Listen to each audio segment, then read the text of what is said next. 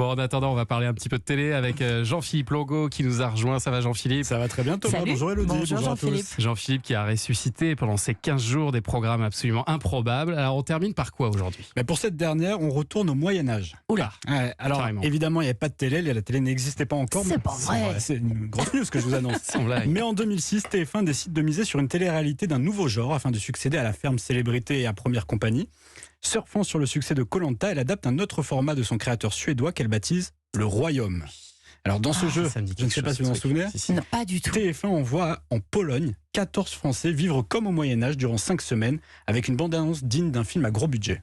14 candidats plongés au cœur du Moyen-Âge. Ils n'ont qu'une volonté, conquérir le pouvoir et le garder. Devenir roi et le rester. Voilà, ils ont chargé. Ah, Hein. bah ouais, non, ils n'ont pas rigolé là-dessus. Mais alors vous l'avez compris, vous l'avez compris. Ouais. Ouais. Le but de ce jeu est de devenir roi, mais surtout de le rester jusqu'au bout et de gagner la somme de 100 000 €. Le tout sous l'œil d'un maître du jeu. Et choix étonnant de la part de TF1, puisqu'elle a fait appel à un total inconnu, le comédien Guillaume Zublena. Ah ouais, ça Inconnu paraît un peu bataille. improbable cette histoire. Et comment on devient roi du coup? Alors au départ, les 14 candidats sont attachés à un socle par des liens et doivent se libérer. Et c'est Mohamed, un jeune barman de 26 ans, qui prend la tête et se fait élire roi. À lui de sélectionner sa cour, 3 personnes qui vont vivre dans le château avec lui. Et son premier Et choix... ses favorites, évidemment. Exact, bah, justement, Ah bah tiens. S'il choisit. il choisit et son premier choix se porte sur Audrey, Ah bah à tiens. l'instinct, comme il dit. On voit très bien sur quoi Mohamed fonde son choix. 26 ans, mannequin et blonde de surcroît. Audrey lui a tapé dans l'œil. J'ai quand même conseillé. Ah ouais, d'accord. Mohamed il s'est cru direct dans l'île de la Oui, tentation. c'est ça. Jolis arguments. Et face aux 10 candidats restants qui deviennent ses sujets et qui vont vivre une vie misérable dans une cabane proche du château, il va vraiment jouer son rôle de roi à fond jusqu'à énerver au plus haut point ses sujets. La couleur est annoncée dès le départ. Trahir, mentir, punir, mais aussi promettre et séduire. Tous les coups sont permis pour se maintenir à la tête du royaume. Donc on part vraiment sur Quelle une horreur. belle ambiance. Incroyable hein, comme concept. Et rien n'est oublié. Le roi a sa couronne, son habit, ses bijoux. Ses sujets doivent s'agenouiller quand il s'adresse à eux. Et s'ils ne J'aurais respectent tellement pas cette... adoré. Et s'ils ne respectent pas cette règle, ils subissent des châtiments comme la cage en fer, le pilori et même les oubliettes. Mais, est-ce Mais qu'on- non. mais on peut faire quand même tomber le roi de son trône ou c'est pas possible? Alors on peut le faire grâce à une mission. C'est le roi qui désigne une sorte d'émissaire pour mener cette mission. Si Vu elle que est- ça te fait déjà rire, j'ai hâte de savoir. C'est un problème, cette émission. C'est pour ça que c'est la dernière. Là, Il lâche tout là. si la mission est réussie, le seigneur et un sujet s'affrontent. Si c'est raté, D'accord. c'est le roi qui affronte lui-même un sujet en duel. Mhm. Et pour l'aider à choisir cet émissaire, Franck, son sujet, prend son rôle très au sérieux, trop même. J'ai quand même conseillé le roi que une femme était peut-être plus fourbe et plus hypocrite que l'homme. Que devant, avec ses beaux sourires et ses belles manières, elle peut le séduire quelque part, parce que le roi aime les femmes. Voilà, c'est- Ah ouais, enfin analyste.